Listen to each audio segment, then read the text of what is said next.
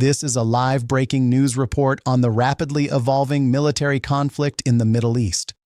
Today, Saturday, February 28, 2026, the governments of Israel Defense Forces and the United States Armed Forces have launched a coordinated military attack against the Islamic Republic of Iran, marking a significant escalation in long-standing tensions in the region.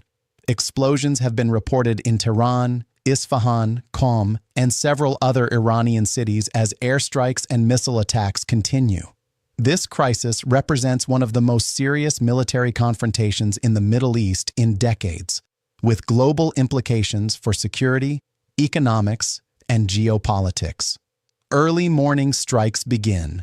At approximately early morning hours of February 28th, Israeli military forces launched a series of preemptive strikes on multiple Iranian locations, targeting suspected military sites, intelligence installations, and strategic infrastructure.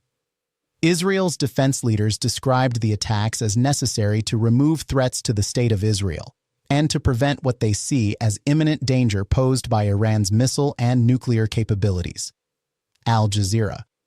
Iranian state media and local sources in Tehran reported multiple explosions across the city, including blasts heard near government and military areas.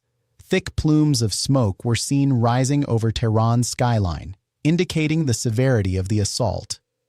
Al Jazeera, U.S. involvement confirmed. Shortly after the strikes began, officials confirmed that the United States military is actively participating in the operations against Iran. U.S. forces are reported to be conducting strikes by air and by sea, coordinating with Israeli actions as part of the broader effort to degrade Iran's military capabilities. The exact scale of U.S. involvement remains under investigation, but sources have affirmed that U.S. forces are engaged in combat operations. Tehran responds, airspace closures. Following the initial attacks, the Iranian government closed the country's airspace indefinitely, halting all civilian and commercial flights as a security precaution and to prepare for potential further assaults. At the same time, neighboring countries, including Iraq, also closed their airspace, reflecting regional alarm and the potential for escalation beyond Iranian borders. Within Israel, authorities declared a nationwide state of emergency, preparing civilians for possible retaliation and activating civil defense protocols. Sirens were sounded across major cities, and the government urged residents to shelter and remain alert. Israeli airspace has also been closed to civilian flights, and schools and workplaces have been temporarily suspended in response to the heightened alert. Key leaders secured. Khamenei moved to safety reports indicate that Iran's supreme leader, Ayatollah Ali Khamenei, was not in Tehran at the time of the attacks and was moved to a secure location prior to the strikes. This suggests Iranian authorities expected a potential military escalation. Eyewitnesses and journalists on the ground in Tehran report that residents were startled by the explosions, and many took shelter after hearing blasts. Internet and mobile communications have reportedly been inconsistent in parts of the city, complicating reporting and communication. To understand the significance of today's events, it's essential to review the historical and political context leading up to this moment. For decades, relations between Israel and Iran have been deeply adversarial. Israel has repeatedly accused Iran of pursuing nuclear weapons capability and developing ballistic missiles capable of reaching Israeli and Western targets. Iran has denied seeking a nuclear weapon, insisting its nuclear program is for peaceful purposes. Over the past several years, tensions escalated significantly. Ballistic missile developments and regional proxy engagements by Iran, cyber attacks, and covert operations between the nations, proxy conflicts across the Middle East involving groups like Hezbollah and Houthi fighters. A 12-day air conflict in June 2025 when Iranian ballistic missiles and drones targeted Israeli territory, resulting in injuries and property damage. These factors have contributed to a climate in which military confrontation was increasingly likely. In recent weeks, several rounds of negotiations were held, including indirect talks in Muscat and Geneva, aimed at curbing Iran's nuclear program and missile development in exchange for sanctions relief. Despite some progress on nuclear enrichment limits, talks failed to reach agreement on missile constraints and broader security concerns. This diplomatic breakdown appears to have accelerated plans for military action, with Israeli and U.S. officials reportedly agreeing on coordinated operations months in advance. In late February, the U.S. had deployed additional naval forces and aircraft to the region, signaling heightened deterrence and readiness. Intelligence sharing between Israel and U.S. defense agencies had increased, and warnings were issued to Tehran regarding potential consequences if progress in negotiations stalled. These preparations, now manifesting as full military engagement, highlight the strategic planning that preceded the conflict.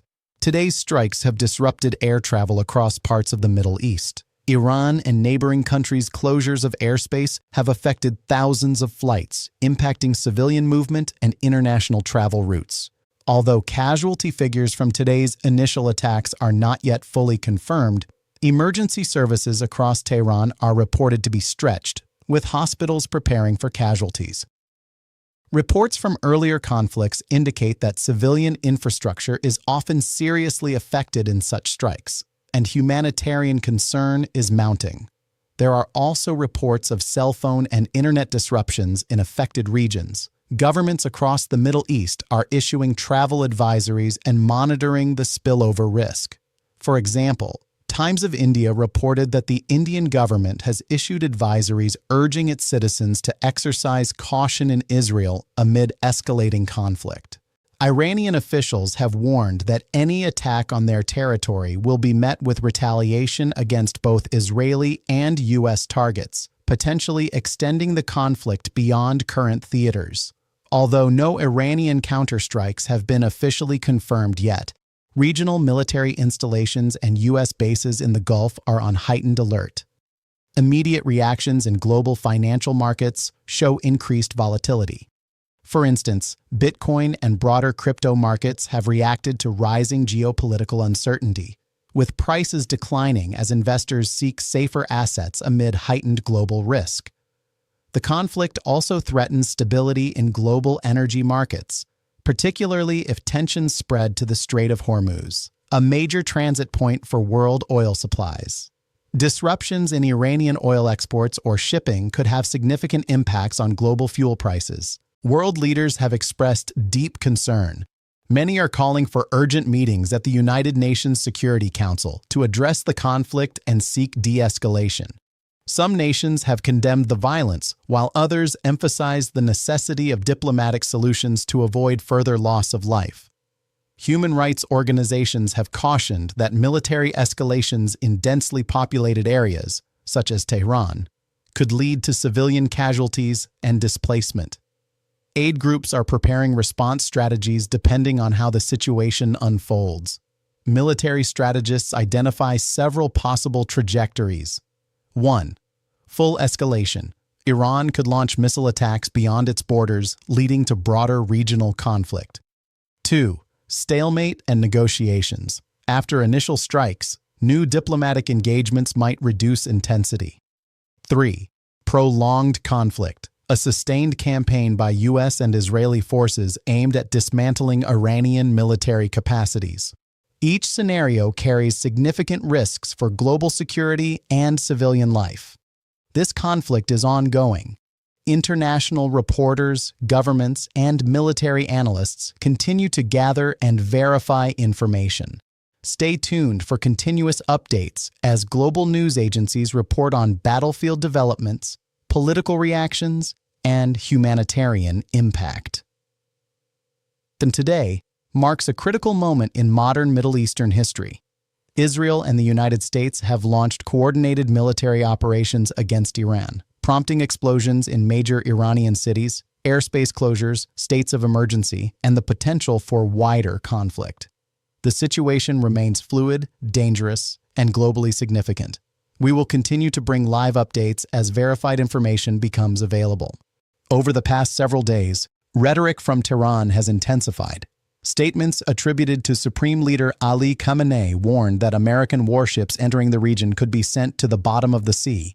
Senior commanders of the Islamic Revolutionary Guard Corps repeated variations of that message, asserting that U.S. aircraft carriers are vulnerable even fragile in confined waters. At the same time, open-source intelligence indicates increased American air activity across key bases in Europe and the Middle East. Reports of F-22 deployments from RAF Lakenheath have circulated widely. Observers have noted aircraft rotations near Chania International Airport and at other regional installations. All of this unfolds just days before renewed nuclear discussions in Geneva, negotiations shaped by the legacy of the Joint Comprehensive Plan of Action. So tonight, we step back from the noise. We move past viral clips and heated commentary. When a state threatens to sink an aircraft carrier, the statement is not random, it is calibrated. Deterrence language serves multiple audiences simultaneously. For domestic listeners inside Iran, strong rhetoric reinforces sovereignty and resilience. Years of sanctions, economic pressure, and regional competition have created internal strain. Assertive language from leadership projects control and strength. For regional rivals, the message signals that escalation will not go unanswered. For Washington and its allies, the statement becomes leverage, particularly ahead of diplomatic talks. Threats in geopolitics often function as positioning before negotiation. By amplifying risk publicly, a state increases perceived cost for its adversary. But words alone do not determine outcomes. Capabilities do. The Strait of Hormuz is narrow, at its tightest point, roughly 21 nautical miles wide. Shipping lanes are even narrower. Approximately 1/5 of globally traded oil passes through this corridor. It is a choke point, and choke points magnify asymmetric power. Iran does not need a blue water navy comparable to the United States. It needs tools designed specifically for confined waters, mines, missiles, fast attack craft, and surveillance systems capable of tracking maritime movement. Geography is Iran's greatest force multiplier, but geography cuts both ways. Narrow waters also limit maneuver space for offensive platforms. Any force attempting to close the strait must operate under persistent surveillance, from satellites, drones, submarines, and aircraft. The Gulf is crowded. It is monitored. It is layered. There is no secrecy here, only speed and timing. The central claim repeated in recent rhetoric is direct. Iran can sink a U.S. aircraft carrier. Let us examine this analytically. A modern American supercarrier displaces approximately 100,000 tons. It operates as part of a carrier strike group, not alone. That group includes Aegis-equipped destroyers, cruisers, submarines, and layered air support. Defensive architecture includes long-range missile interceptors, medium-range interceptors, close-in weapon systems, electronic warfare suites, airborne early warning platforms, combat air patrol fighters. To sink such a vessel outright would require coordinated, overwhelming success across multiple domains simultaneously. That is an extraordinarily difficult undertaking.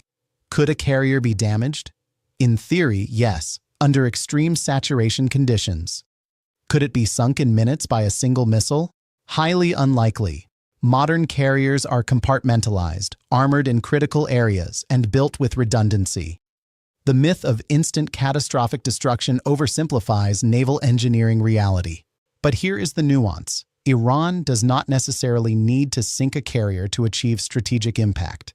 It needs to make deployment costly and politically risky. That is a different objective. Iran's maritime doctrine is built around asymmetry. Rather than matching U.S. tonnage, Tehran invests in missile saturation, swarm tactics, naval mines, proxy pressure across the region. Missile saturation, Iran fields anti-ship ballistic missiles and cruise missiles with varying ranges. Ballistic variants theoretically descend at high velocity toward maritime targets. Cruise missiles fly lower and are harder to detect at range. The challenge lies in targeting. A moving carrier requires real-time tracking. Satellites, drones, maritime patrol aircraft, and over-the-horizon radar would all need to function seamlessly under electronic warfare conditions. The United States invests heavily in disrupting those kill chains. Thus, missile effectiveness is not merely about range. It is about sensor survival. Swarm warfare. The Islamic Revolutionary Guard Corps Navy operates numerous fast attack craft, small, agile boats capable of launching rockets or short-range missiles. Swarm doctrine aims to overwhelm defensive systems by sheer volume, but swarms must approach within range. Carrier strike groups extend defensive perimeters outward using aircraft and surveillance. Any concentrated swarm leaving Iranian ports would likely be tracked well before engagement range. Still, in confined waters, saturation remains a theoretical threat, particularly if combined with drones. Naval mines. Perhaps Iran's most credible leverage tool. Mining operations in narrow shipping lanes could disrupt commercial traffic quickly. Even the suspicion of mines raises insurance rates and slows transit. Mine clearing operations are slow and methodical. Here, Iran's strategy shifts from sinking warships to pressuring global markets. And that distinction matters. U.S. activity reflects deterrence rather than mobilization for invasion. Air deployments from bases, including RAF Lakenheath, enhance flexibility. Forward-based tankers expand reach. Rotations through Mediterranean and Gulf facilities reinforce presence. The United States does not require carriers inside the Persian Gulf to project power. Long-range strike platforms from the Arabian Sea, combined with submarines and stealth aircraft, allow standoff options. Modern U.S. doctrine emphasizes multi-domain integration: cyber, space, electronic warfare, air superiority, precision strike. The objective is dominance without escalation. Deployment is signal, not inevitability. Crises rarely jump directly to full war, they climb. Stage 1, rhetoric. Stage 2, military signaling. Stage 3, limited skirmish. Stage 4, regional escalation. Stage 5, sustained conflict. We remain in Stage 2. The greatest danger lies in miscalculation. A drone misidentified, a radar lock misinterpreted, a missile test mistaken for attack preparation. In crowded waters, seconds matter. History shows that unintended escalation often begins with tactical error rather than strategic intent. Approximately 20% of global oil supply transits the Strait of Hormuz. If traffic halts, markets react instantly. Energy importing nations, China, India, much of Europe, would face immediate price spikes. Insurance premiums on shipping would surge. Stock markets would respond before missiles ever land. Thus, even limited disruption carries global consequences. Iran understands this. So does Washington, which is why full closure of the strait remains unlikely, but partial disruption remains plausible. The 2015 nuclear framework, the Joint Comprehensive Plan of Action, temporarily restructured Iran's enrichment program before unraveling. Now, Geneva hosts renewed talks. Rhetoric before negotiation is common. States increase perceived leverage ahead of bargaining. Iran seeks sanctions relief and economic normalization. The United States seeks enrichment constraints and regional de-escalation. Neither side benefits from full-scale war. Military escalation would derail negotiations instantly. Thus, threats may function more as positioning than preparation. Modern crises unfold online as much as at sea. Dramatic animations, viral commentary, and assertive speeches shape perception. Public psychology influences political space for leaders. Iran projects defiance. The United States projects overwhelming capability. The truth lies somewhere in between, in classified briefings, contingency plans, and diplomatic cables. Perception can deter, but it can also corner. If hostilities were to begin, hypothetically, they would likely follow a sequence. Precision strikes against missile launch sites. Attempts to degrade surveillance and targeting networks. Electronic warfare to blind sensors. Iranian retaliation via missiles or proxies. Rapid international diplomatic pressure to contain escalation. Full invasion scenarios remain improbable. Limited exchanges remain possible. The key variable is duration. Short exchanges can be managed. Prolonged cycles risk expansion. Israel monitors developments closely. Gulf states weigh risk carefully. European governments emphasize diplomacy. China and India prioritize uninterrupted energy flow. This is not a bilateral equation. It is a global matrix. No carriers have been struck, no mines have been confirmed deployed, no missiles have been launched in combat. What exists is tension, signaling, preparation. The balance between deterrence and escalation remains intact. Sinking a U.S. carrier would be extraordinarily difficult. Damaging one would require overwhelming coordination. Disrupting shipping is far more plausible, and diplomacy remains active. History suggests most such crises resolve below open war. But history also warns that narrow waterways and loud rhetoric can compress decision timelines. Tonight, the carriers remain afloat. The strait remains open. The negotiations remain possible. And the world watches, carefully, as strategy unfolds across one of the most consequential stretches of water on Earth. In the Straits of Hormuz today, tensions are rising faster than they have in years. Iran has test-fired a new naval air defense missile, the Shahed 3G, a system designed to extend the defensive reach of its corvettes and smaller naval vessels. The announcement might sound like a technical footnote to some, but the implications for regional security and U.S. strategy are profound. The missile, while not hypersonic in the technical sense, represents a significant evolution in Iran's approach to area denial and naval defense. Its range, speed, and launch flexibility are carefully calculated to complicate any potential U.S. strike plans and exert influence over the delicate flow of oil through the Gulf. Iran claims that the Shahed 3G can project a protective bubble of approximately 93 miles around the corvette from which it is launched. That would cover a significant swath of the narrow, strategic waters of the Straits of Hormuz, where nearly a fifth of the world's oil supply passes every day.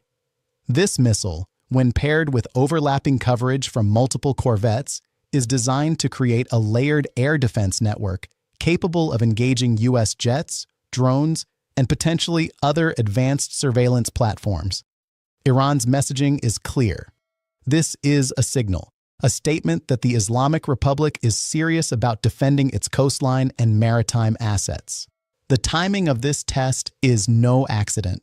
It coincides with a tight ultimatum from the U.S. administration, which has given Iran a 10 to 15-day window to reach a nuclear deal or face potential consequences.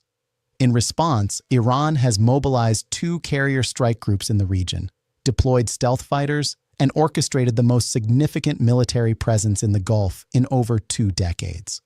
President Raisi has vowed publicly that Iran will not bow to U.S. pressure and has repeatedly threatened to close the Straits of Hormuz, signaling both resolve and deterrence. The Shahed 3G missile is a visible extension of that posture, a tangible demonstration of Iran's growing capability to assert control over one of the most strategically important maritime choke points in the world. At the same time, Iran is preparing internally for contingencies. The country's supreme leader has instructed security officials, including Ali Larijani and other close political and military aides, to ensure the survival of the state in case of war or assassination.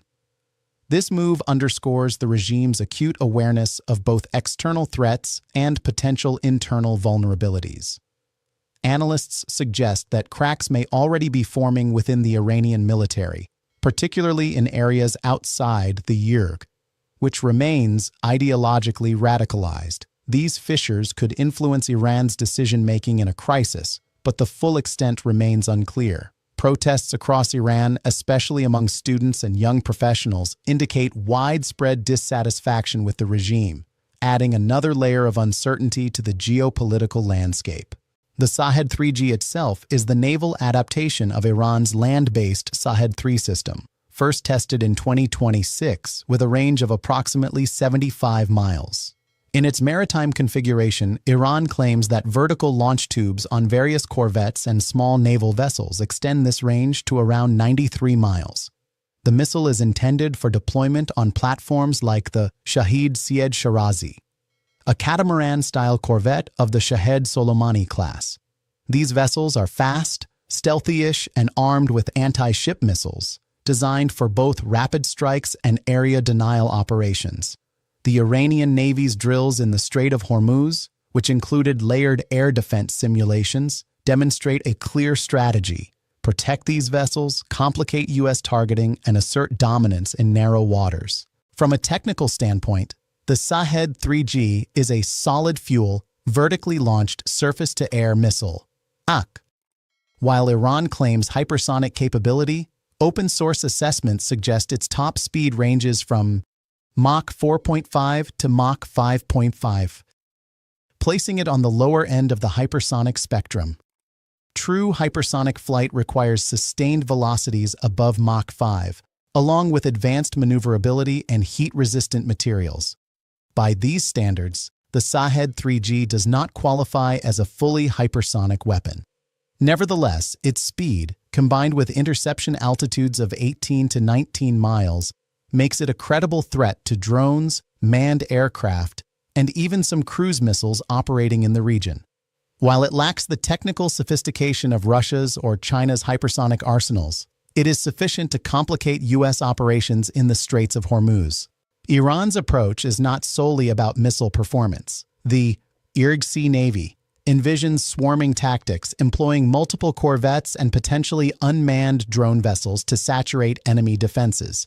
Each platform could launch Shahed 3G missiles, creating overlapping air defense zones that force U.S. aircraft to operate at extended distances or expend more countermeasures.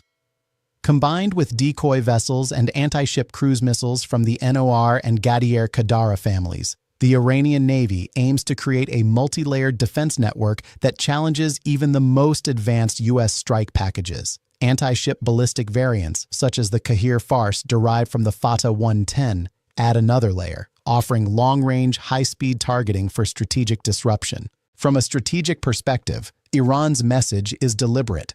Any approach to the Strait of Hormuz will be contested. The regime seeks to convey both deterrence and leverage. By demonstrating the ability to threaten U.S. aircraft and potentially disrupt maritime traffic, Iran pressures both Washington and global markets. Oil prices respond in real time to the perception of risk, and the Shahed 3G is as much a political instrument as it is a military one. The regime is attempting to maximize its bargaining power while showcasing its ability to project power in asymmetric warfare. Smaller, agile platforms with precision-guided munitions capable of threatening larger, technologically superior forces. Internally, Iran is also preparing for succession contingencies. The Supreme Leader's instructions to key political and military aides reflect a recognition that extreme pressure from the U.S. or miscalculation during escalating tensions could trigger a crisis. By ensuring a clear chain of authority, the regime aims to maintain cohesion during high-stakes confrontations. This dual strategy, combining outward military signaling with internal stability measures, illustrates the complex interplay between deterrence, regime survival, and strategic negotiation. The operational impact of the Shahed 3G extends beyond technical specifications. Its deployment alters U.S. tactical calculations in the region. Carrier strike groups, while formidable, must now consider the effective engagement envelope of these missiles, adjusting operational standoff distances and employing extensive electronic warfare measures to protect aircraft and drones. Aegis-equipped destroyers, growlers, and joint air-to-surface standoff missiles will likely serve as primary countermeasures. But Iran's layered air defenses and potential mine-laying operations complicate the planning calculus. Every sortie, every patrol, and every radar sweep becomes a high-stakes exercise in risk management, situational awareness, and rapid decision-making. Looking at the broader picture, the Shahed 3G highlights Iran's evolving naval doctrine. Rather than competing with U.S. carriers on an equal technological footing, the regime is pursuing asymmetric naval power, a combination of speed, stealth, missile capability, and swarming tactics designed to maximize deterrence while minimizing exposure. Smaller, fast vessels are harder to target, more numerous, and more difficult to suppress with traditional strike packages. By layering air defenses, Integrating anti-ship missiles and leveraging unmanned platforms, Iran seeks to create a credible defensive umbrella that complicates any potential escalation scenario. The geopolitical context intensifies the stakes. U.S. pressure, including the deployment of carriers and stealth fighters, aims to force Iran to the negotiating table over nuclear commitments. Yet Iran's simultaneous military displays signal a refusal to capitulate. The regime is conveying that while it is open to talks, it will not do so under duress that threatens core strategic interests. This interplay of coercion, signaling, and negotiation reflects a sophisticated understanding of modern crisis management, where perception, capability, and timing are as critical as the weapons themselves. In a hypothetical escalation, imagine Iranian fast boats advancing toward a U.S. carrier strike group in the Gulf. Missiles are fired, drones engage, and Aegis systems react with defensive measures. Mines may be deployed, forcing carriers to reroute. The Shahed 3G's coverage and swarming tactics force the U.S. to operate at extended standoff ranges, expend electronic warfare resources, and manage complex targeting challenges in confined waters. Even without full-scale conflict, the potential for miscalculation is high, underscoring the strategic value of Iran's new systems in shaping both military and diplomatic outcomes. The human dimension remains central. Iranian citizens, particularly the younger and educated population, continue to protest and demand political reforms. These internal pressures intersect with external military posturing, creating a volatile environment in which the regime must balance survival with strategic signaling. The international community watches closely, recognizing that missteps could have wide-reaching economic, humanitarian, and security consequences. Ultimately, the Shahed 3G represents more than a missile. It symbolizes Iran's broader approach to modern warfare, combining asymmetric tactics, layered defenses, and political signaling. Its deployment coincides with nuclear negotiations, internal succession planning, and the potential for U.S. military escalation, making the Gulf region a focal point for global attention. For analysts, policymakers, and military planners, understanding the capabilities, limitations, and strategic intent behind systems like the Shahed 3G is critical for anticipating both crisis scenarios and avenues for de-escalation. Iran's actions underscore a central truth in modern conflict. Technological sophistication, speed, and maneuverability matter, but so does strategic narrative. By demonstrating capability and resolve, Iran seeks to shape perception as much as reality. Its goal is to complicate adversary planning, secure negotiating leverage, and project influence over one of the world's most critical maritime choke points. The Shahed 3G, while imperfect, achieves this objective effectively. As we watch developments unfold in the Straits of Hormuz, several questions remain. Will the missile's deployment deter U.S. strikes or invite preemptive action?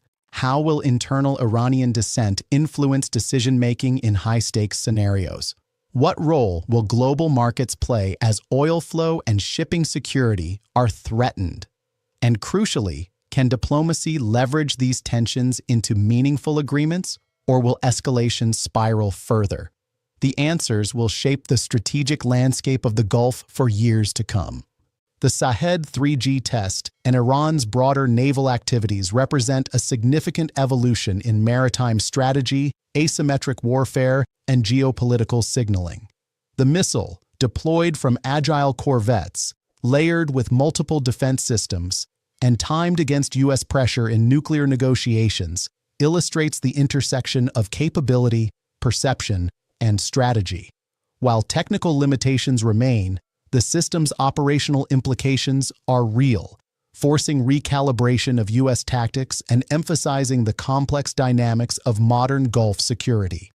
The coming weeks and months will be decisive, highlighting the importance of careful monitoring, strategic foresight, and the delicate balance between coercion, deterrence, and negotiation in this highly contested region. Russia, China, and Iran surround U.S. carriers. Oil prices could explode. A tremor runs through the global markets. Oil traders in London, Dubai, and New York stop mid-sentence. Their screens flicker with the same breaking headline. Russia, China, and Iran have positioned naval forces within striking distance of U.S. carrier groups in the Gulf and the South China Sea. At first, it sounds like routine posturing, ships moving, nations signaling, nothing new.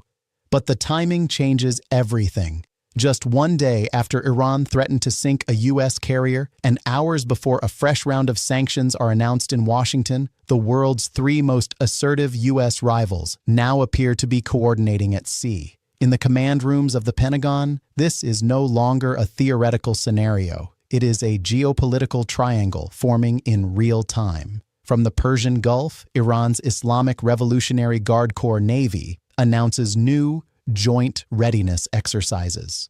Satellite images confirm fast attack craft converging near the Strait of Hormuz. Missile batteries on Keshem Island glow to life under infrared surveillance. At the same moment, in the South China Sea, China's People's Liberation Army Navy deploys a task force of 2 destroyers and an amphibious ship within range of the U.S. carrier USS Ronald Reagan. In the Mediterranean, a Russian frigate and a submarine surface near Syria's coast, their movement synchronized with Iranian and Chinese operations. 3 different theaters. One clear message: a global pressure test on American naval dominance. To understand why this moment matters, you must understand the psychology of naval power.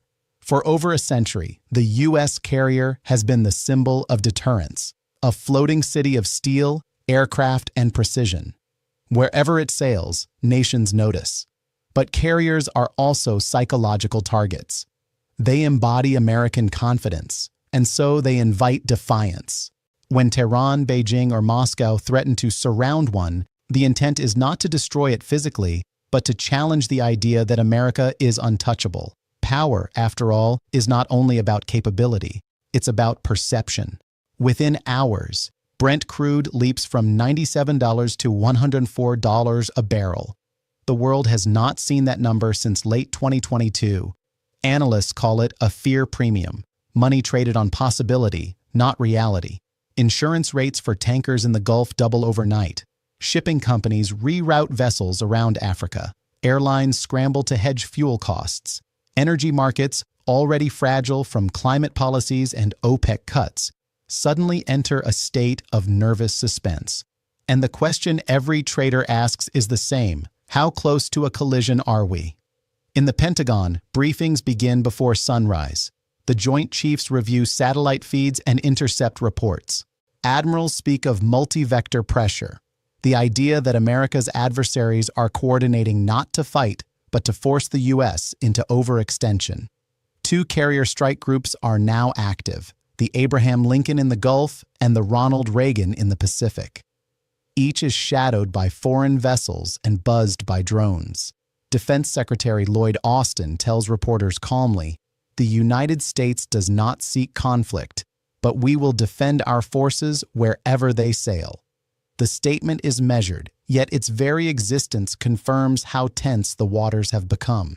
This moment marks what many analysts now call the informal axis, a strategic alignment between Russia, China, and Iran, rooted not in trust, but in mutual interest. Russia needs distraction from Ukraine and sanctions. China seeks to push America out of Asia's sea lanes. Iran wants leverage for its nuclear talks and regional ambitions. Together, they create a web of pressure that stretches U.S. naval logistics thin. No single country wants a direct war, but each benefits from the appearance that one might be possible. The connection between war and oil is ancient. But in 2026, that connection is more delicate than ever. The global energy system depends on predictability, shipping lanes, contracts, timing. When uncertainty enters the equation, prices no longer reflect supply and demand. They reflect fear and speculation. Each day of tension adds billions in unrealized costs. A week of standoff can erode months of economic stability. In Tehran, the tone is triumphant. State television shows footage of missile launches, fast boats, and leaders smiling over maps. To its citizens, Iran appears strong, defiant, unbending. But inside the military council, planners know the truth. A direct fight with the U.S. Navy would be catastrophic. So the goal is psychological, to make Washington believe that any attack would come at an unacceptable cost. Iran specializes in what strategists call denial and delay, mines, missiles, and militias that can turn every mile of water into a potential ambush. It's not about victory, it's about survival through uncertainty. While Iran plays tactician, Beijing plays grand strategist.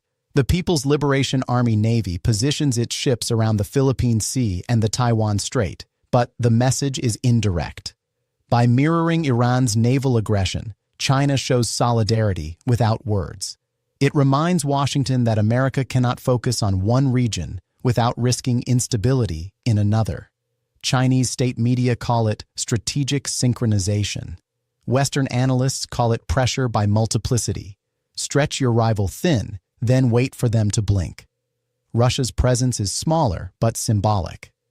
A frigate equipped with hypersonic missiles joins exercises near Syria's Tartus port.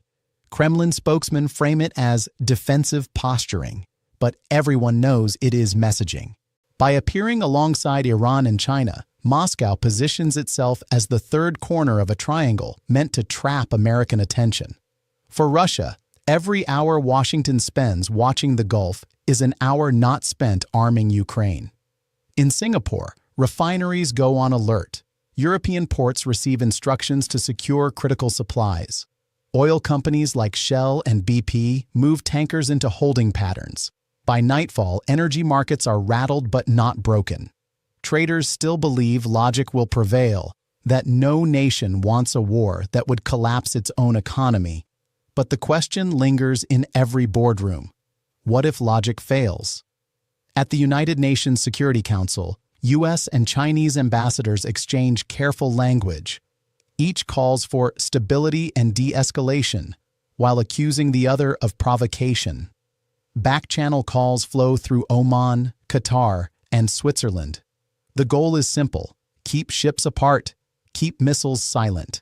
But no one can guarantee that a drone, a radar blip, or a human error won't ignite a chain reaction. The Strait of Hormuz handles roughly 20% of the world's oil supply, nearly 20 million barrels a day. Even a temporary closure would trigger a price surge unseen since the 1970s. Traders remember that history. So do politicians. Every barrel becomes a bargaining chip. Every headline becomes a trade order. And the world realizes again how dependent it remains on one narrow corridor of water. On the deck of the USS Abraham Lincoln, jets idle in silence. Pilots wait for orders that no one wants to give. Below deck, radar operators track hundreds of blips, most commercial, some unknown. A single false reading could change history. That's what makes this moment terrifying. War is not always a decision. Sometimes it's an accident. By February 27th, Brent hits $108. Gold jumps 8%. Asian markets slide into correction territory. Economic commentators say the same phrase: geopolitical shock. But beneath that clinical language lies fear. Fear that a global energy chain stretched thin by decades of political rivalry could snap overnight. In a world talking about renewables and electric futures, oil still dictates geopolitical reality. Every superpower knows it. Every conflict reveals it. Oil is not just energy, it's leverage, currency, and control. Whoever can disrupt its flow can reshape the world order without firing a shot. That's why Iran tests missiles, why Russia deploys frigates, and why China positions destroyers near trade lanes. They understand that economic shock is the new art of warfare. Washington's strategy is multi-layered: military deterrence above the surface, diplomatic containment beneath it. Cyber units watch for attacks on oil infrastructure. Allied navies from the UK, France, and Japan increase patrols. The White House contacts OPEC partners quietly, asking for production stability. It's a modern form of triage. Keep the world economy breathing while the military holds the line. From Lagos to Lahore, fuel prices spike. Protests erupt in European cities already strained by inflation. In India and Japan, policy calmie, U.S. President Donald Trump considering military strikes on Iran. In the Gulf, the air is heavy, not with smoke or sound, but with intention. For days, American warships have been moving quietly through the narrow waters between Oman and Iran. Carriers, cruisers, destroyers, forming patterns that say what politicians won't. Something is coming. And now, President Donald Trump has confirmed it. If Iran refuses to make a deal on its nuclear program within days, the United States is considering military strikes. 10 days. That's the window Trump gave Tehran. We're either going to get a deal, he said, or it's going to be unfortunate for them. It was vintage Trump, part threat, part theater. But this time, the stage is surrounded by steel. The USS Abraham Lincoln is already in the Gulf. The USS Gerald R. Ford, the largest warship on Earth, has entered the Mediterranean. Dozens of escort vessels, packed with Tomahawk cruise missiles, flank both carriers. This is not posturing anymore.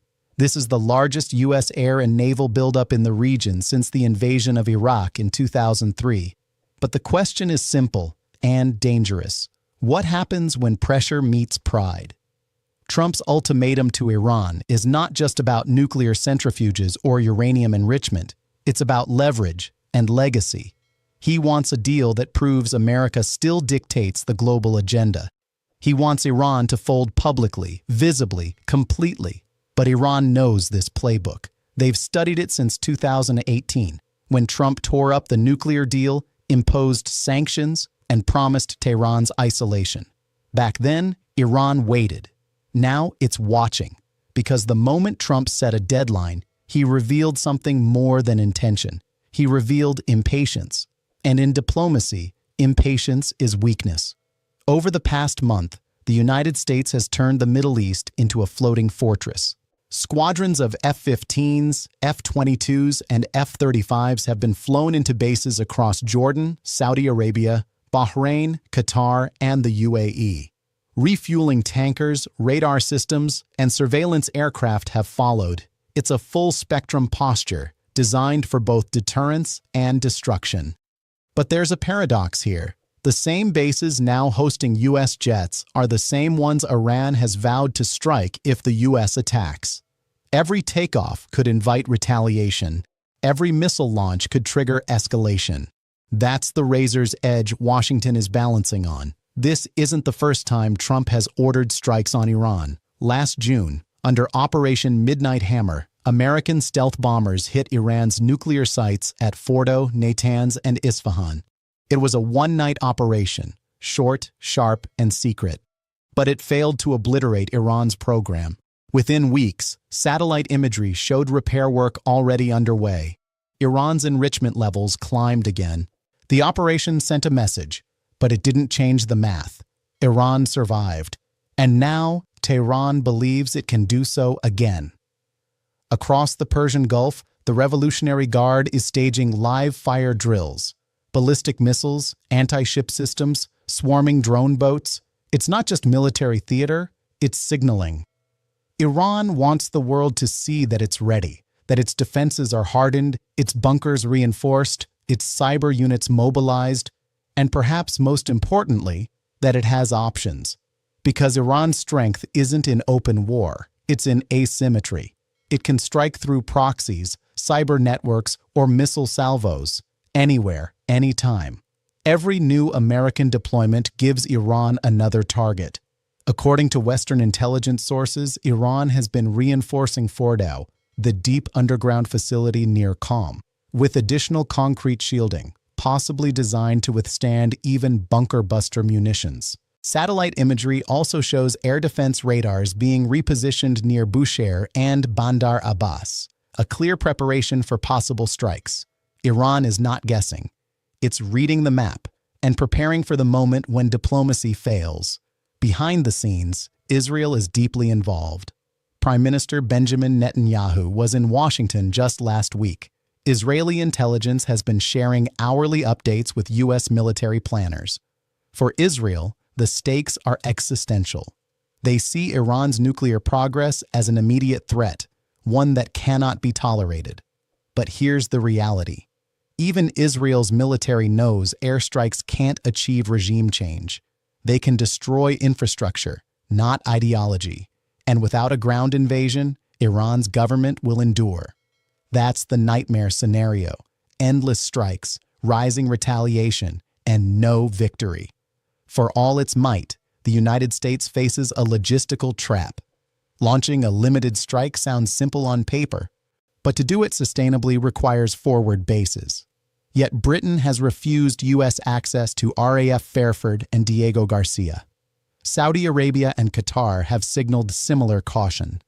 That leaves American carriers as the only option, and that's a risk the Pentagon knows too well. Iran's missile batteries are calibrated for exactly that scenario. Its entire military doctrine revolves around neutralizing U.S. naval assets before they strike. So while the build-up projects strength, it also creates vulnerability, a concentration of targets within Iran's range. For Trump, this is personal. He has built his presidency and his persona on the idea that pressure works. But geopolitics isn't a real estate negotiation. Iran doesn't deal in bankruptcy or bluster. It deals in ideology, martyrdom, and long memory. And by framing this as an ultimatum, 10 to 15 days to decide, Trump has boxed himself in. If Iran refuses and he doesn't act, he looks weak. If he acts without results, he looks reckless. If he wins militarily but loses allies, he looks isolated. That's the paradox of power in 2026. Every day the American buildup continues. It costs millions. Fuel, deployment, logistics, morale. Markets know this, and they're reacting. Oil has surged past $150 per barrel. Gold is approaching $5,000 an ounce. The dollar, once the crisis refuge, is wobbling. Investors are moving away from U.S. assets, not because America is weak, but because America is unpredictable. And unpredictability is the one thing markets cannot price. In Tehran, the leadership is divided but united in one belief: they will not surrender under threat. Supreme Leader Ali Khamenei sees Trump's ultimatum as validation, proof that Iran's resistance is working. President Ibrahim Raisi, under domestic pressure after months of protests, views defiance as survival. Iran's calculus is simple. A short war strengthens nationalism. A long one exposes American exhaustion. Either outcome keeps the regime in power. So while Trump's clock ticks, Iran waits, knowing that time, for once, is its ally. War in 2026 isn't fought only with missiles, it's fought in code. Iran's cyber units, some operating from inside the Revolutionary Guard, others from covert facilities in Tehran, have mapped Western infrastructure targets. U.S. intelligence believes they could hit electric grids, hospitals, or oil terminals if the conflict begins. These aren't theoretical threats. Iran has done it before, in Saudi Arabia, in Israel, even in parts of the U.S. municipal network. A missile strike is visible. A cyber strike is silent until the lights go out. That's the new reality of 21st century confrontation. Lost in the noise of strategy and deterrence are the people caught in between.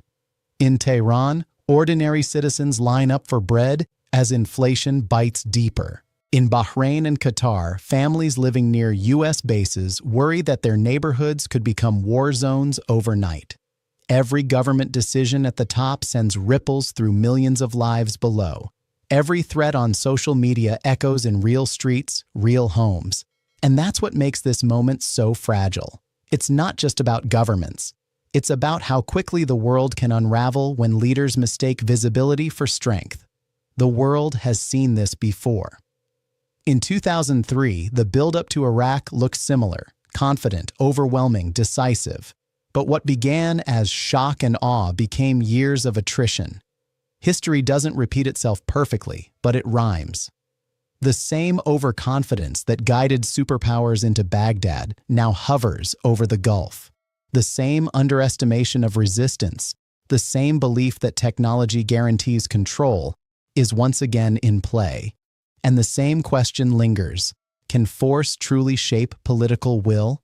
Across the Atlantic, Europe is watching with unease. Germany and France have urged restraint. Britain's refusal to allow its bases marks a historic shift in alignment, from automatic support to cautious independence. It's a signal that the Western alliance is no longer unified by instinct, but divided by risk assessment. And that division is what adversaries like Russia and China have waited for. Because every crack in the transatlantic wall is an opening, a space to expand influence, a moment to redraw the map of power. This is the world as it truly is in 2026. No single nation can act without consequence. No threat goes unanswered, and no alliance is guaranteed. China's navy now patrols the Indian Ocean. Russia's warships share intelligence with Iran. Even non-aligned states like India are quietly recalculating, balancing trade with Washington against energy from Tehran. This isn't just a standoff over nuclear policy. It's the test of whether the United States can still act unilaterally in a multipolar age. So far, the answer looks uncertain. Inside the Pentagon, generals are drawing up two sets of plans, one for deterrence, one for action. Each carries risk. A limited strike could spiral into full-scale conflict. A full-scale war could ignite regional chaos. And the irony is cruel. Every move to appear stronger makes America more vulnerable to miscalculation, to retaliation, to the erosion of its alliances. Power, once unquestioned, now comes with diminishing returns. In Jerusalem, Israel is quietly preparing for spillover. Air defense systems are on alert. The Iron Dome, David's Sling, and Arrow 3 batteries are fully manned. Because if the U.S. strikes Iran, Israel expects to be hit, directly or through proxies. Iran could unleash Hezbollah in Lebanon, or long-range missiles from Syria, or cyber strikes on Israel's infrastructure. For Netanyahu, this is both an opportunity and a gamble. An opportunity to weaken Iran, and a gamble that Israel won't bear the retaliation alone. That's why coordination with Washington has become hourly. Every radar track, every launch signature, every cyber alert shared instantly. This isn't just alliance, it's survival. So what happens when the 10-day clock runs out? There are three scenarios. Scenario 1, Iran caves. It agrees to a limited deal, capping enrichment and granting inspectors access. That's Trump the outcome, a political victory without war. Scenario 2, Iran stalls. It offers partial concessions, dragging negotiations into another cycle of delay. That buys time, but not peace. Scenario 3, Iran refuses. Trump orders strikes, and the world crosses a line that no one can uncross. Which outcome will happen? Even Trump's advisors don't know, because in this White House, policy shifts by the hour. And the difference between diplomacy and disaster is sometimes just a single post online. In the skies above the Gulf tonight, American jets are flying racetrack patterns, endless loops of readiness. Iran's radar operators watch them, each side waiting for the other to blink. 10 days remain. 10 days between talk and tragedy. 10 days that could define the next decade of global security. It's the most dangerous calm in the world, a calm built not on peace, but on calculation. What we are witnessing is not just a military buildup. It's the slow collision between confidence and consequence. Trump believes pressure will produce surrender. Iran believes endurance will outlast power. Both may be wrong. Because history doesn't reward the loudest, it rewards the patient.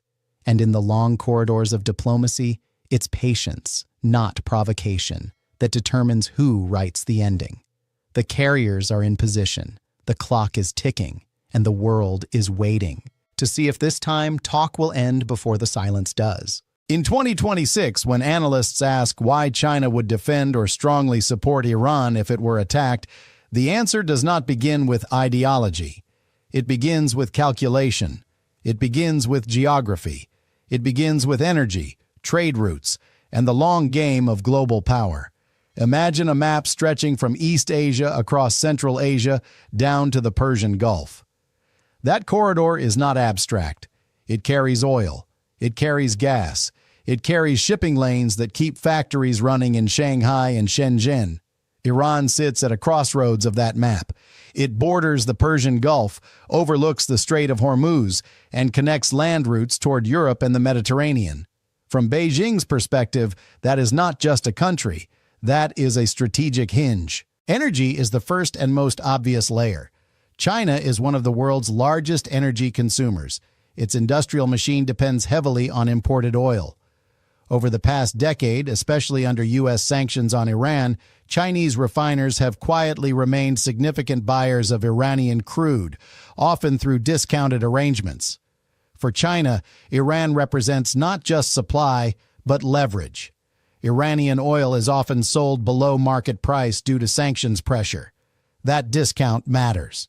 In an era of global economic slowdown and competition with the United States, cheaper energy strengthens China's manufacturing advantage. But it is deeper than barrels of oil.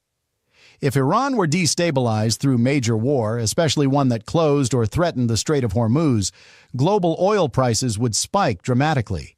That shock would hit China hard. The strait carries roughly a fifth of global oil trade. If conflict spread, shipping insurance would soar, tankers would reroute, prices would jump, inflation would rise inside China.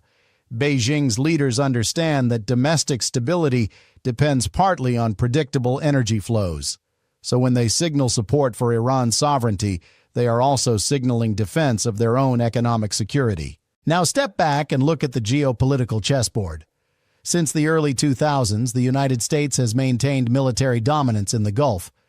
U.S. bases stretch from Bahrain to Qatar to Kuwait. From Beijing's view, Iran is one of the few regional powers not aligned with Washington. That alone makes it strategically significant. Not because China and Iran are natural allies, but because both share a common concern: U.S. hegemony.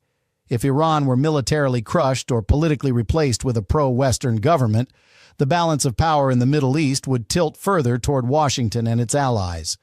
For China, that would mean less room to maneuver in energy diplomacy, less access to discounted resources, and greater vulnerability to American pressure. Beijing does not want regime change scenarios led by the U.S. to become normalized. It worries that such precedents could one day be applied elsewhere, even in Asia. There is also the Belt and Road Initiative.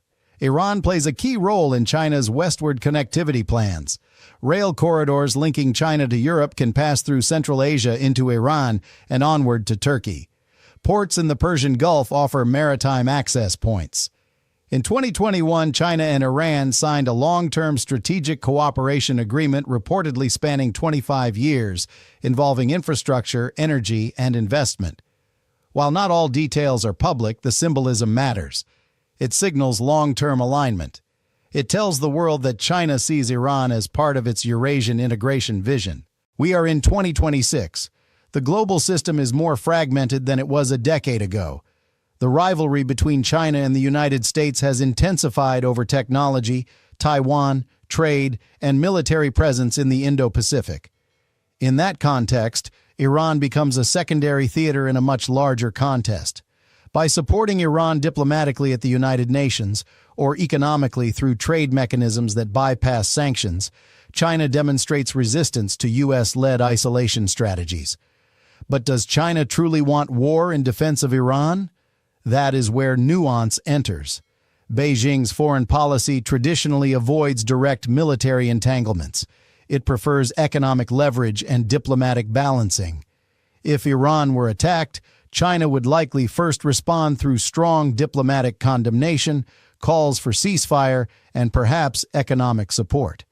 Direct military intervention would be far less likely unless core Chinese assets were directly threatened. Still, deterrence works through signaling. When China deepens military cooperation with Iran, conducts joint naval drills, or coordinates positions with Russia at the UN Security Council, it sends a message: Iran is not isolated. That signal complicates any adversary's calculations. It raises the political cost of escalation. Another layer is multipolarity.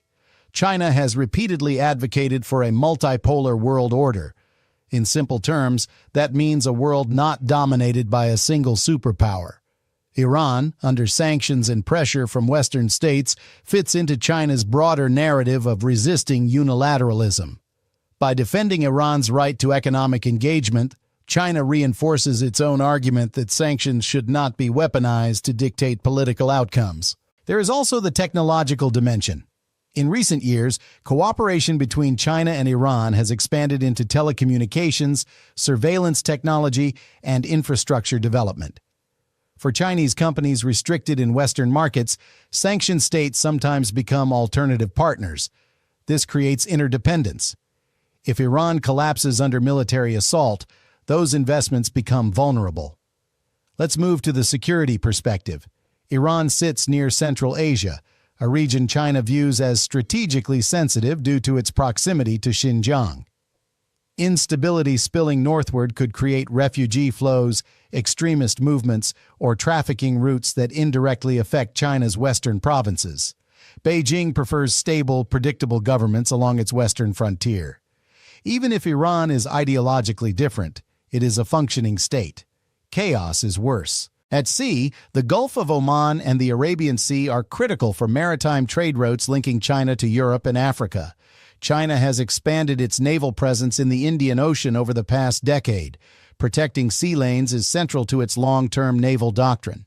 If Iran were attacked in a way that destabilized maritime routes, Chinese shipping interests would be exposed. Therefore, preventing large-scale war aligns with China's strategic doctrine of safeguarding trade corridors. Now consider domestic politics inside China. The Chinese Communist Party places immense emphasis on sovereignty and non-interference. This principle is not purely moral, it is protective. Beijing fears external support for separatist movements in places like Taiwan, Tibet, or Xinjiang. Therefore, when it defends Iran against what it frames as external aggression, it reinforces a global norm that governments should not be overthrown by outside force. That consistency strengthens China's own position against foreign criticism. There is also economic pragmatism. Iran, with a population of over 85 million, represents a significant market for Chinese goods, from consumer electronics to automobiles. As Western companies reduce presence due to sanctions, Chinese firms often fill gaps. War would destroy purchasing power, disrupt contracts, and damage infrastructure financed by Chinese banks. But let's be honest, China's support is not unconditional. Beijing balances relationships carefully. It maintains strong trade ties with Gulf monarchies like Saudi Arabia and the United Arab Emirates. It has deepened economic relations with Israel as well, especially in technology sectors. China does not want to choose sides permanently. It wants access to all markets. That balancing act is delicate. In fact, in 2023, China brokered a diplomatic rapprochement between Iran and Saudi Arabia. That move signaled a new ambition, not just trading partner, but mediator. By positioning itself as a peacemaker, China increases prestige and reduces the risk of regional war that could disrupt its interests. So when people ask whether China would defend Iran, the more accurate answer may be that China would defend stability, defend energy flows, defend multipolarity, and defend its strategic investments. Because geopolitics is not just steel and oil, it is perception. If China allowed a close partner like Iran to be decisively weakened without response, other countries might question the reliability of Chinese partnerships. From Africa to Southeast Asia, Beijing promotes itself as a long-term, dependable partner who does not abandon friends under pressure. Credibility matters in international relations. Even limited diplomatic backing reinforces that image. Then there is the Russia factor. Iran has strengthened ties with Russia, particularly in defense cooperation. China and Russia, while not formal allies, coordinate strategically in opposition to U.S. dominance. If Iran were attacked in a way that pulled Russia deeper into confrontation, China would face complex calculations. Supporting Iran indirectly could also mean maintaining alignment with Moscow in a broader anti-hegemonic framework. Technology sanctions add another dimension. The U.S. has imposed export controls on advanced semiconductors targeting China. In response, China has sought alternative trade networks less dependent on Western systems. Iran, already outside the Western financial system, fits into experiments with alternative payment mechanisms, including yuan-based transactions. A stable Iran supports diversification away from dollar dominance, yet it is important not to exaggerate. China is cautious. It avoids ideological entanglement. It prefers gradual expansion of influence rather than dramatic confrontation. If Iran initiated aggressive actions that threatened regional war, Beijing would likely urge restraint rather than endorse escalation. Its core objective is not to empower Iranian ideology, but to protect Chinese interests. So why would China defend Iran if attacked? Because energy security is existential for its economy. Because preventing U.S.-led regime change aligns with its global strategy. Because Belt and Road corridors depend on Iranian geography. Because maritime trade routes must remain open. Because multipolarity strengthens Beijing's bargaining power. Because credibility in partnerships builds long-term influence. And because instability in West Asia creates ripple effects that eventually reach East Asia. Now imagine the opposite scenario. Iran collapses into prolonged war. The Gulf burns. Oil hits record highs. Shipping lanes are mined. Refugees flood neighboring states. Extremist networks exploit chaos. U.S. military presence expands dramatically. Under that scenario, China's Western connectivity plans suffer. Its energy bills rise. Its diplomatic narrative weakens. From Beijing's vantage point, defending Iran diplomatically and economically is cheaper than absorbing those consequences. In 2026, global politics is not about permanent alliances, it is about intersecting interests. China does not share Iran's political system. It does not share its revolutionary ideology, but it shares a desire to limit U.S. unilateral influence. It shares concern about sanctions as tools of coercion. It shares interest in stable trade routes. That convergence, not emotional solidarity, explains the partnership. And so the answer is not romantic. It is strategic. China would defend Iran not out of brotherhood, but out of balance.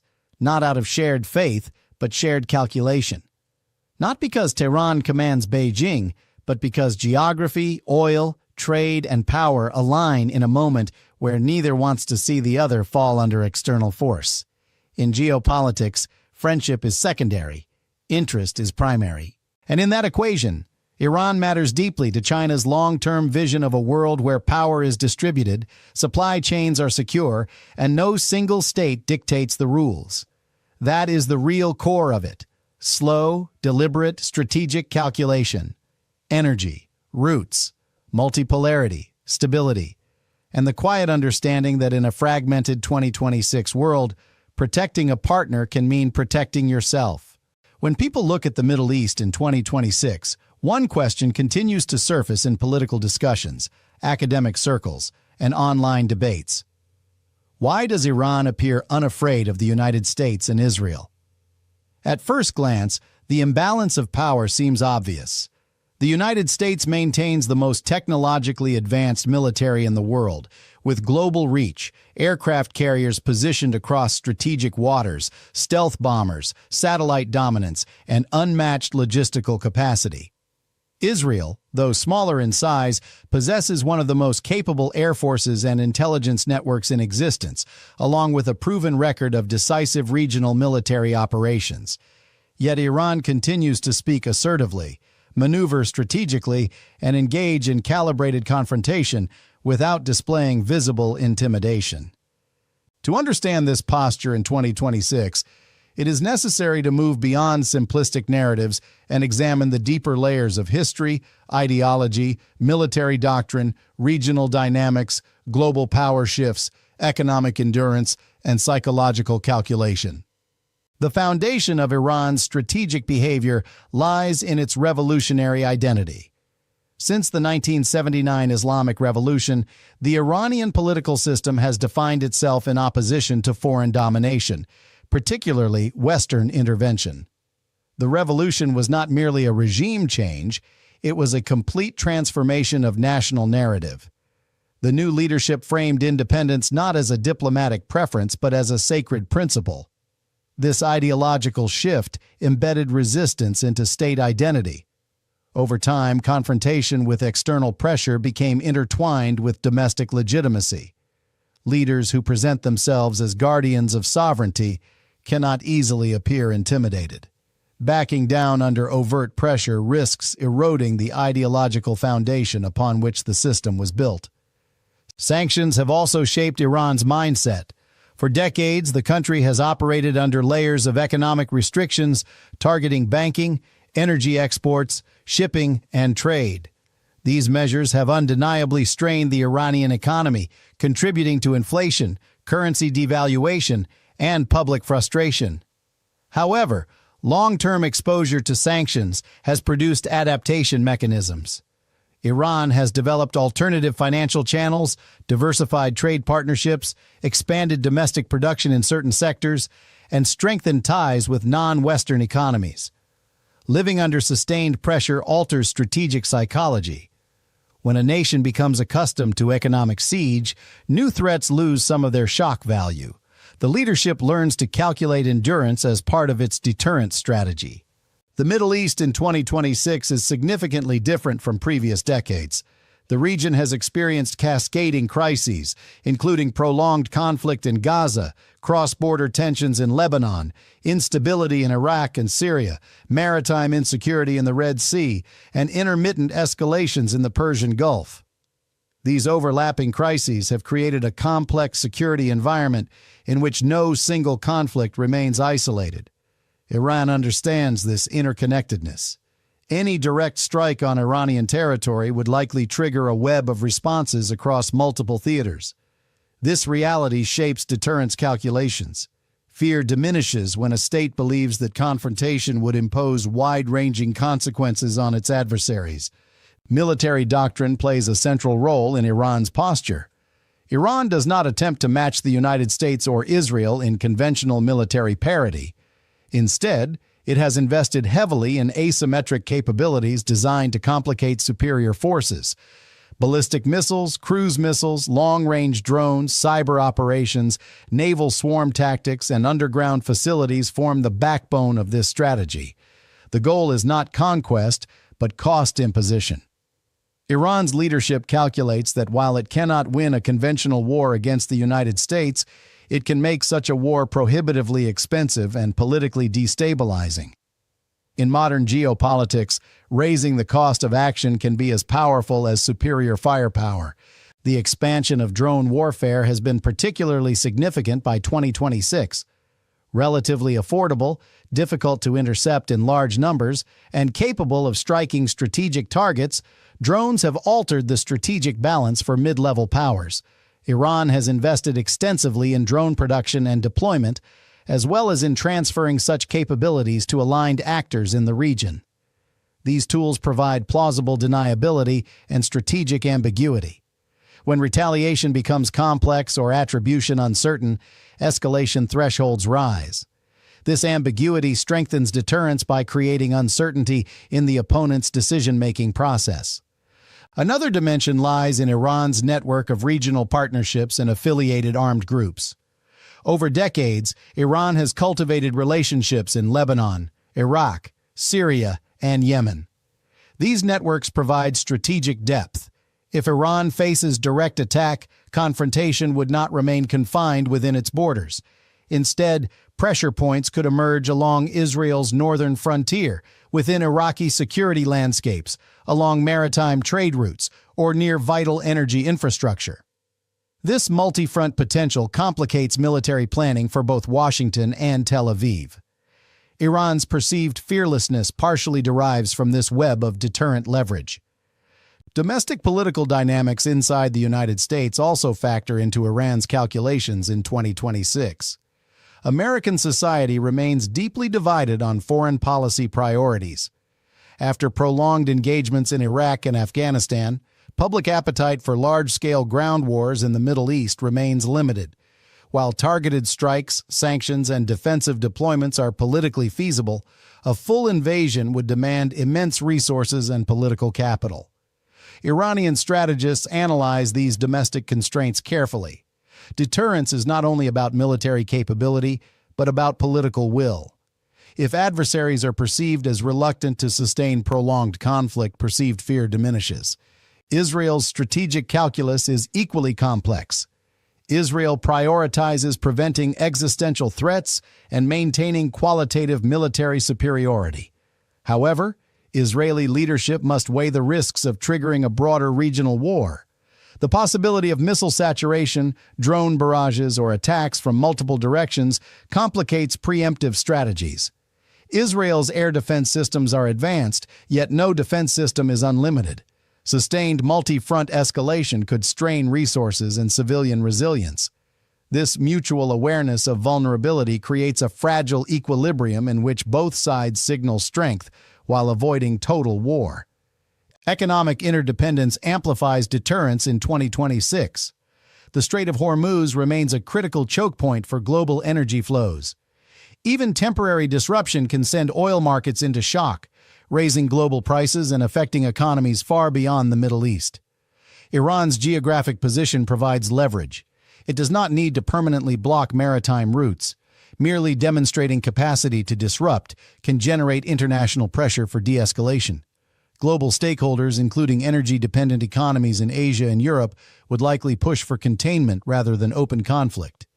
The shifting global order further influences Iran's posture. The international system in 2026 is increasingly multipolar. Competition among major powers has intensified, reducing the likelihood of unified global alignment against a single regional actor. Iran has pursued deeper economic and security relationships with countries outside the Western Bloc.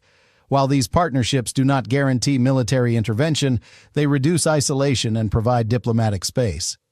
A state that perceives itself as not entirely alone is less likely to project fear. Ideology continues to shape strategic culture. Iranian leadership frames confrontation as resistance against external coercion. This narrative resonates with segments of regional public opinion that remain skeptical of foreign intervention. In times of crisis, national unity often strengthens around symbols of sovereignty. By presenting itself as standing firm against powerful adversaries, the government reinforces domestic legitimacy.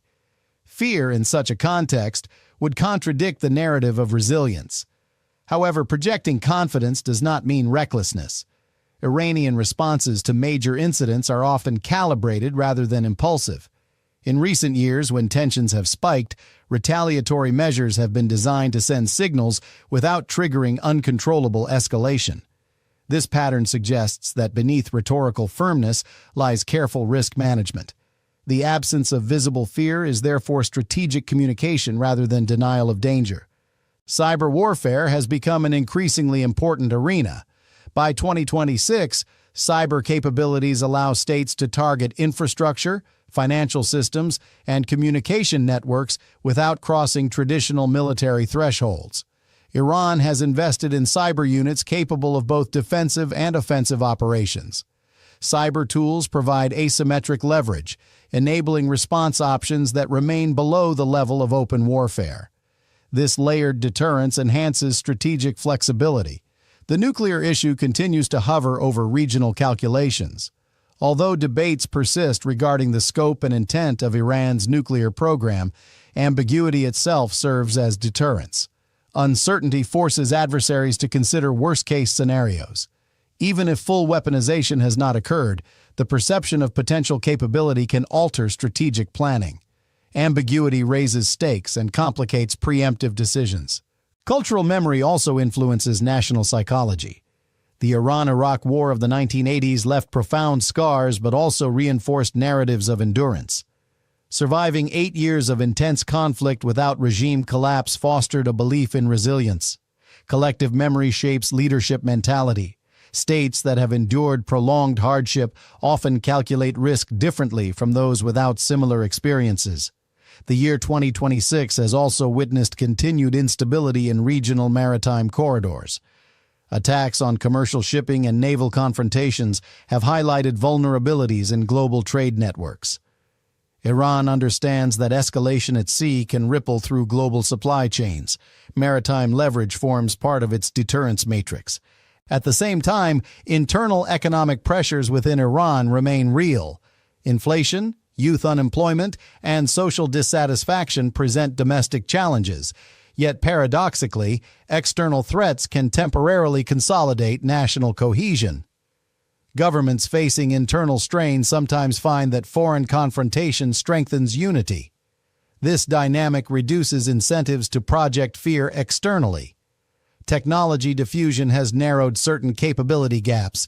Precision-guided munitions, commercial satellite imagery, and drone manufacturing are no longer monopolized by superpowers. Middle-tier states can now acquire or develop capabilities that once required vast industrial bases. Iran has capitalized on this diffusion. While it cannot rival American stealth bombers, it can produce sufficient precision tools to complicate adversaries' planning. Psychological warfare is another component. Public speeches, military parades, and controlled demonstrations of capability are designed to shape perception. Deterrence depends partly on convincing opponents that retaliation will be painful. Iran's messaging in 2026 continues to emphasize readiness and endurance. Such messaging reinforces an image of fearlessness. Regional diplomacy also contributes to Iran's posture. Despite tensions, communication channels often remain open through intermediaries. Quiet diplomacy allows for de-escalation even amid public hostility. The coexistence of confrontation and negotiation reflects pragmatic calculation. Iran's leadership appears to believe that adversaries prefer containment over regime change war. Energy markets remain sensitive to Middle Eastern instability. Any escalation involving Iran would immediately affect oil prices and insurance costs for shipping. Global economic fragility in 2026 heightens the reluctance of major powers to ignite large-scale war. Iran factors this into its strategic calculus. Another element involves deterrence through dispersion. Iran has invested in hardened facilities, underground missile bases, and distributed command structures. This reduces vulnerability to decapitation strikes. If leadership and military assets are difficult to eliminate quickly, the prospect of quick victory fades. Opponents must then consider prolonged engagement. It is also important to distinguish between genuine fearlessness and controlled risk acceptance. Iran does not ignore the military superiority of the United States or Israel. Rather, it calculates that neither adversary seeks total war given the unpredictable consequences. Deterrence equilibrium rests on mutual recognition of risk. Public opinion within Israel and the United States further shapes strategy. Civilian populations would bear costs of sustained missile exchanges. Leaders must account for domestic tolerance thresholds. Iran's missile capabilities target not only military infrastructure, but also economic centers. This raises political stakes. By 2026, global media ecosystems amplify every incident instantly.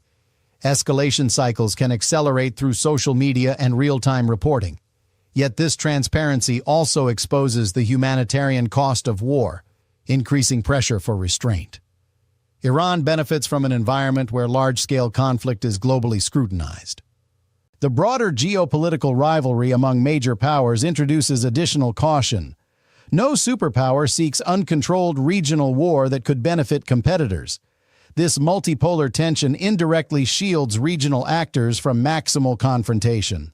Iran's strategy can therefore be described as layered deterrence combined with ideological resilience. It blends military asymmetry, regional leverage, economic adaptation, diplomatic outreach, and psychological messaging. Each layer reinforces the others. Fear is diluted when risk is distributed across multiple domains. Nevertheless, the equilibrium remains fragile. Miscalculation, technological accident, or domestic political shift could disrupt the balance. Deterrence requires rational interpretation of signals. If signals are misread, escalation could spiral quickly. In conclusion, Iran's apparent lack of fear toward the United States and Israel in 2026 does not stem from denial of their strength. It arises from strategic calculation shaped by history, ideology, asymmetric capability, regional entanglement, global multipolarity, economic endurance, and psychological framing. Iran believes that while it cannot defeat these powers conventionally, it can deter them by raising the cost of conflict to unacceptable levels. Whether this strategy will hold in the years ahead depends on evolving technology, shifting alliances, domestic stability, and the unpredictable nature of regional crises.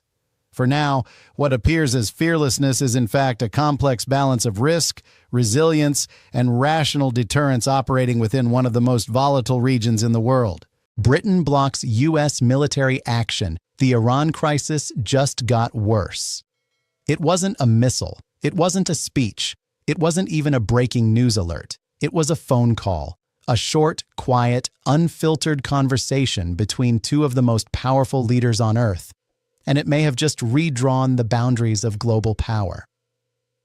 On the evening of February 20th, 2026, Britain's Prime Minister Keir Starmer told President Donald Trump the one word Washington never expects to hear from London. No.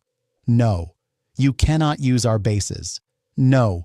You cannot launch your war from British soil. No. We will not be part of your strike on Iran. And with that, the special relationship, the alliance that has defined the Western world for nearly a century, entered a crisis not seen since the Suez debacle of 1956. Because this wasn't just a diplomatic disagreement, it was an act of defiance, quiet, calculated, and historic.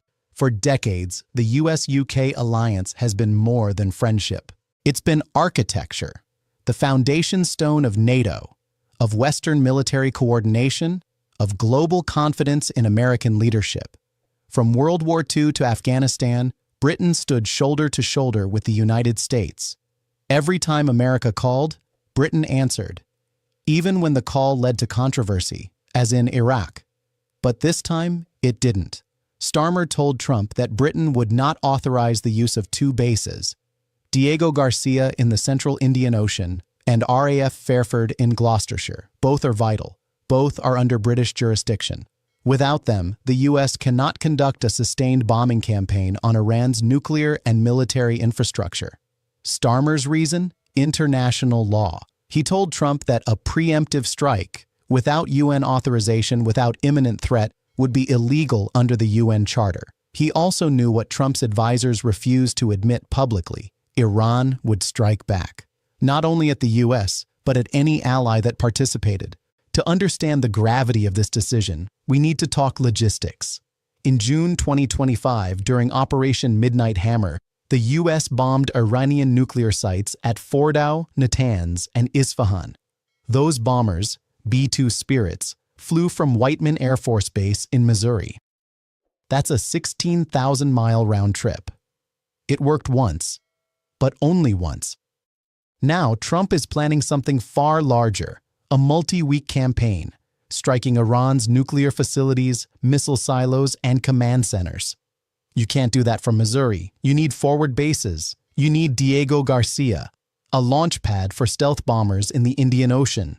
And you need RAF Fairford, America's European bomber hub, equipped for sustained operations. Those two bases were the keystones of the Pentagon strategy. Now both are gone. Britain's no didn't happen in a vacuum. It triggered a chain reaction across the Middle East. Within hours, Saudi Arabia, Qatar, Kuwait, and Bahrain, all home to major U.S. military installations, also said no. They will not allow Washington to launch a war on Iran from their soil, not out of defiance, but out of fear, because Iran's Revolutionary Guard made it clear, every base that supports an attack becomes a target. In simple terms, if a U.S. jet takes off from your country to bomb Iran, that country will be bombed in return. And for Gulf states, that's an existential risk. Iran's missile range covers all of them, their refineries, desalination plants, airports, all within reach. So they said no, one by one, silently, systematically. The U.S. found itself surrounded by allies and isolated by their caution. Inside the White House, Trump's anger was volcanic. He went on Truth Social, declaring that if Iran refused to make a deal, the United States may be required to use the blocked bases anyway, and then he retaliated. Trump withdrew U.S. support for the $35 billion Chagos Islands Agreement, a diplomatic win Starmer had spent months negotiating with Mauritius. The message was clear. You crossed me. You pay the price. But Starmer didn't blink. He knew this wasn't just about Britain's sovereignty. It was about the survival of the rules-based order that Trump himself was tearing apart. And within hours, global headlines captured what the Pentagon had feared most. America's closest ally just broke ranks. So, what happens now? Without Britain, the U.S. faces an impossible map. To wage a sustained air campaign, you need proximity, short routes, refueling hubs, reliable supply chains. With Diego Garcia and Fairford denied, the only viable platforms are aircraft carriers, the USS Abraham Lincoln and USS Gerald R. Ford. But there's a problem. Carriers are vulnerable. For 40 years, Iran has built its military doctrine around carrier-killer weapons, hypersonic missiles, swarm drones, and fast attack boats. They know they can't outgun the U.S., so they built systems to bleed the U.S. Launching the war from carriers means putting 13,000 sailors directly in Iran's crosshairs. Even a single hit could sink not just a ship, but global confidence in American naval supremacy. And the Pentagon knows it. Britain's refusal isn't only moral, it's legal. Under post-war agreements, U.S. bases on British territory can only be used with explicit approval from London for operations against third countries. Starmer's legal advisors warned him, if Britain allows a preemptive strike and it's later judged unlawful, the UK could be held jointly responsible for war crimes. That's not speculation, that's international law. And with Russia's nuclear threat still hanging over Europe, Britain cannot afford another front. Because while Iran is not a formal Russian ally, Russian warships are currently docked in Iranian waters, sharing radar data and surveillance. If British bases were used and Iran retaliated, Russia could claim defensive cooperation and intervene. Starmer's decision wasn't weakness, it was survival. This is the part the media rarely mentions. Since the Ukraine war, Moscow has been searching for leverage outside Europe. Iran provides it. Russian naval vessels in the Persian Gulf now relay tracking data to Tehran's military. Russian intelligence officers train Iranian cyber units. And the Su-35 fighter jets Russia delivered last year are now part of Iran's integrated defense network. So if the U.S. attacks, Russia will have front-row access to American tactics, technology, and weaknesses in real time. Britain's intelligence agencies know this.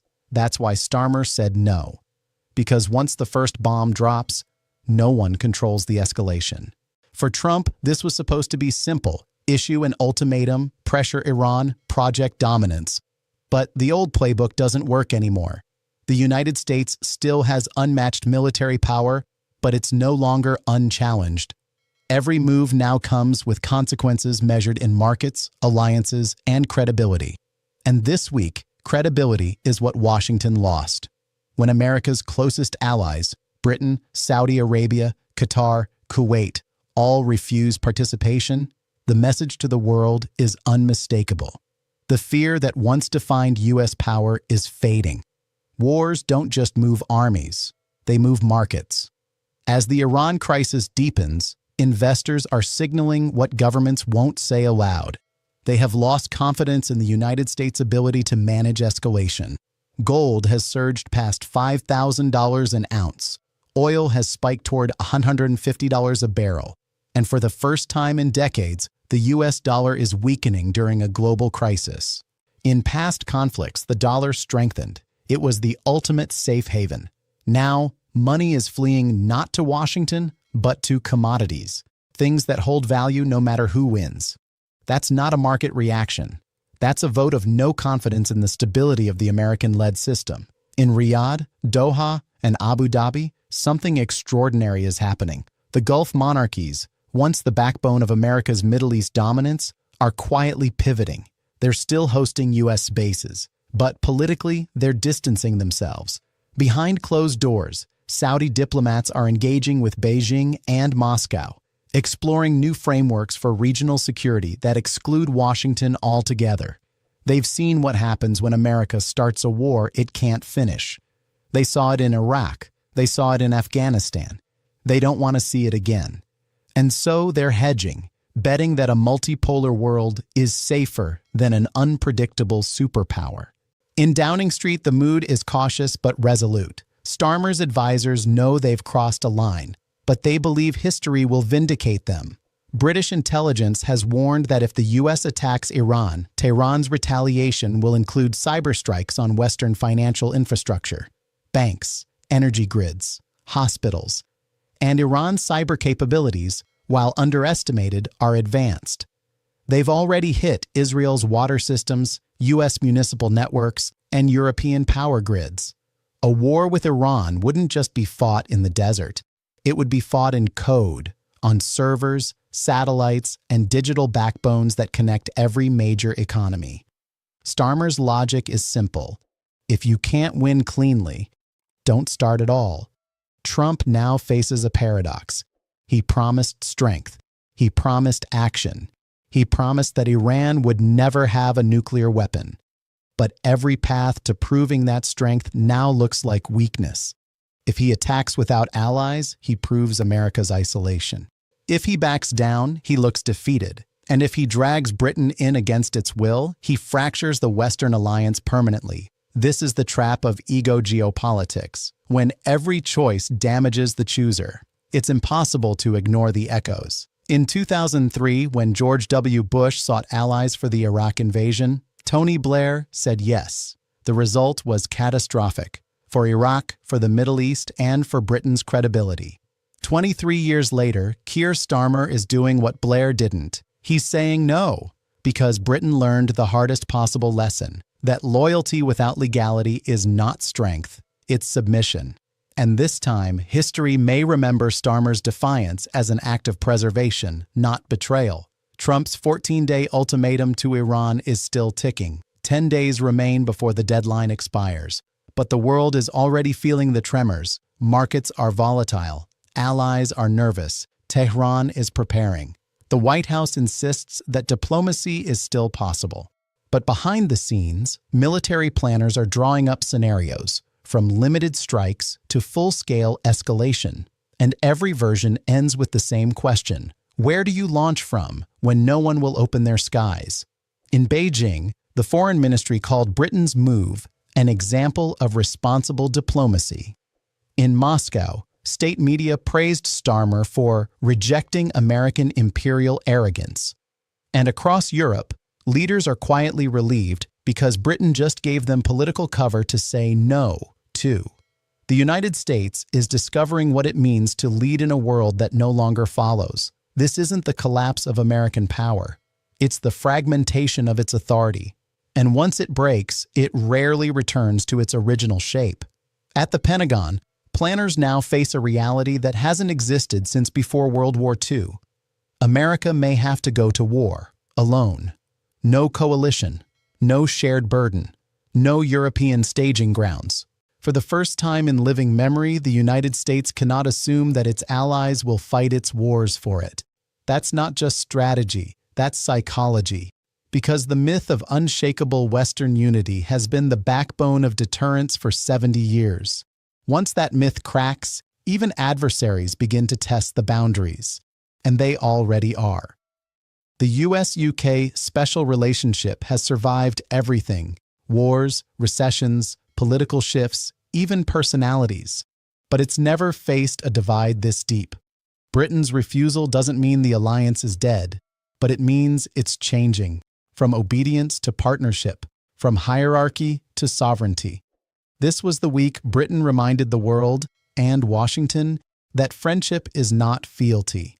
And for America, that realization may be harder to accept than any military defeat. What we are witnessing is not just a diplomatic rift.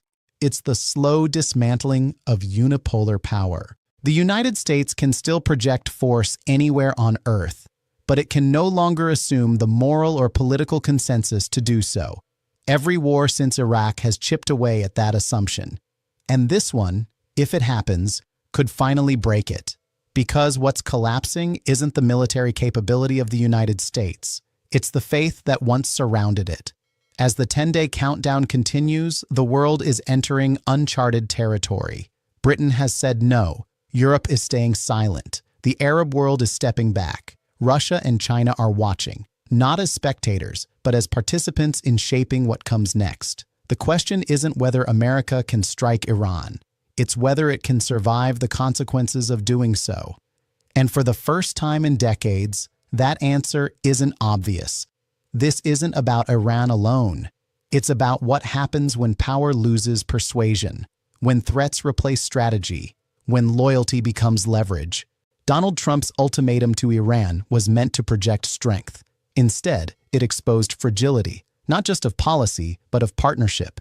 Keir Starmer's refusal was more than an act of diplomacy. It was a statement that law still matters, that restraint still has value, and that even the strongest alliance can fracture under reckless pressure.